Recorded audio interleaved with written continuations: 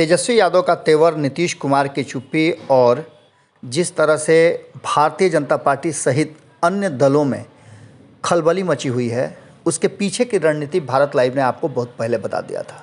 कहीं ना कहीं भारत लाइव ने आपको वो इंटरनल खबर बताई थी जिसकी पुष्टि अब धीरे धीरे होने लगी है। भारत लाइव ने आज से कई महीनों पहले आपको बताया था कि G23 का जो गठबंधन बन रहा था भाजपा के खिलाफ, उस गठबंधन को बनते बनते अचानक से उसमें ब्रेक लग गया था। राज्यों के चुनाव होने थे और 5 राज्यों के चुनाव के ठीक पहले लालू प्रसाद ने कई लोगों से मुलाकात की थी और उसके बाद और अन्य नेताओं ने भी मुलाकात की थी, जिसमें ममता बनर्जी भी शामिल थी। उनकी भी मुलाकात कई नेताओं से हुई थी और हमने आपको खबरों में बताया था कि इस मुलाकात के पीछे सबसे बड़ा कारण था कि आखिर उस सेहरा किसके सर पर बांधा जाए, कौन होगा अगहर जो नरेंद्र मोदी को टक्कर देगा, और इसके लिए सही और सबसे उपयुक्त व्यक्ति की तलाश हो रही थी। वो तलाश हमने आपको बताया था कि बिहार आकर के रुक जा रही है। पूरे देश भर से घूम करके आने के बाद नीतीश कुमार उसके लिए सबसे परफेक्ट जो व्यक्ति होंगे, जो नेता होंगे, उनके नाम पर सभी की सहमति लगभग बनती नजर आ रही थी। हमने आपको इंटरनल खबर बताई थी कि इसको लेकर के नीतीश कुमार को समझाने और उन्हें मनाने के लिए कई लोगों को तैयार किया गया था।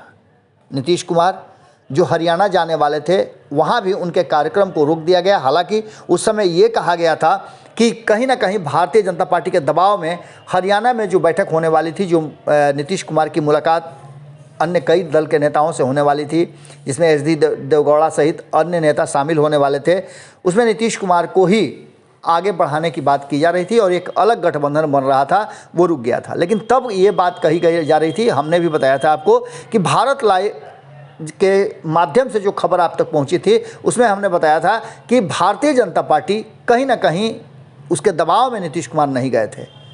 केसी त्यागी ने प्रयास तो किया था लेकिन वो सफल नहीं हो पाए थे।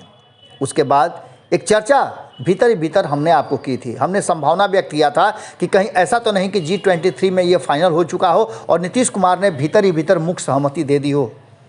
लेकिन आज से ठीक 15 दिन पहले नीतीश कुमार दिल्ली जाते हैं, उनकी मुलाकात प्रशांत किशोर से होती है और प्रशांत किशोर से ठीक पहले 2 ऐसे बयान देते हैं जिन बयानों में कहीं ना कहीं ये बात झलकती है कि वो नीतीश कुमार से मिलना चाहते हैं और नीतीश कुमार के साथ उनकी कोई ना कोई भितरिया साठगांठ हो रही है। प्रशांत किशोर ने अपने 2 इंटरव्यू में कहा था, एक में उन्होंने कहा था कि भारतीय जनता पार्टी को हराना मुश्किल हो रहा है क्योंकि भारतीय जनता पार्टी अपना कद बढ़ाती जा रही है, वहीं विपक्ष एकजुट नहीं है, ऐसी स्थिति में भारतीय जनता पार्टी को टक्कर देना मुश्किल होगा। लेकिन दूसरे ही बयान में ठीक 1.5 महीना बाद उन्होंने स्पष्ट तरीके से कहा कि भारतीय जनता पार्टी को हराना 2024 में संभव है। भारतीय जनता पार्टी को कड़ी टक्कर देने के लिए विपक्ष को एकजुट होना पड़ेगा और उसकी तैयारी करनी पड़ेगी। ये बातें कहने के बाद जैसे ही नीतीश कुमार की मुलाकात प्रशांत किशोर से होती है, उसके बाद बहुत कुछ बदलता है। प्रशांत किशोर एक्शन में आते हैं और उसके ठीक पहले चाहे तेजस्वी यादव हों या राजनीतिक करने वाले बिहार और बिहार के इर्द गिर्द के राज्यों के जितने भी दल हैं, उन सारे लोगों की सक्रियता बढ़ गई है। उत्तर प्रदेश चुनाव चल रहे हैं और उससे ठीक पहले बंगाल के साथ साथ आपने देखा होगा कि किस तरह से दिल्ली और उसके साथ झारखंड में किस तरह से भारतीय जनता पार्टी को टक्कर दिया गया और इसके पीछे थी एकजुटता। जहां एक तरफ अरविंद केजरीवाल ने दी, वहीं झारखंड में महागठबंधन की एकजुटता ने भारतीय जनता पार्टी को सत्ता से बेदखल किया और बंगाल में तो ममता बनर्जी ने विपक्ष के साथ मिलते ही भारतीय जनता पार्टी को सत्ता से बहुत दूर ढकेल दिया। अब उत्तर प्रदेश की बारी है और उत्तर प्रदेश में भी लगभग सभी दल जो मुख्य दल हैं वो सपोर्ट कर रहे हैं अखिलेश यादव को। ऐसी स्थिति में भारतीय जनता पार्टी को कड़ी टक्कर दी जा रही है। वहीं दूसरी तरफ प्रशांत किशोर की बिहार में एंट्री हो चुकी है। प्रशांत किशोर ने एक बार फिर से बिहार में सक्रियता बढ़ा दी है, उनका कार्यालय भी शुरू हो गया है और ये सब कुछ 2024 के चुनाव और 2025 के लिए तैयारी चल रही है।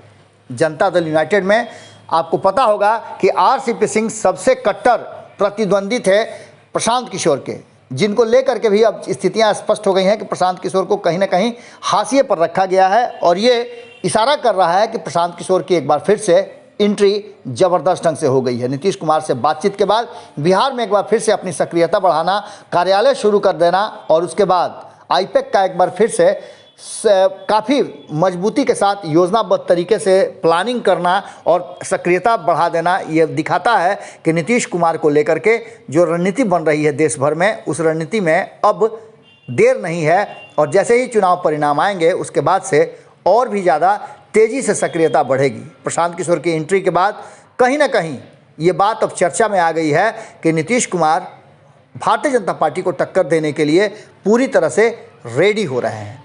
कितनी सच्चाई है ये तो आने वाला वक्त बताएगा, लेकिन प्रशांत किशोर के बिहार में फिर से कार्यालय शुरू करने से साफ नज़र आ रहा है कि कहीं ना कहीं भीतर ही भीतर कुछ तो है जिसकी पर्देदारी है।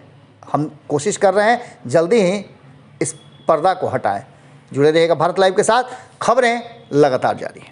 अगर ये वीडियो पसंद आई और वह बिहार के राजनीति और बिहारियत से सरोकार रखेनी तो सब्सक्राइब बटन दबा के चैनल के सब्सक्राइब कर ली।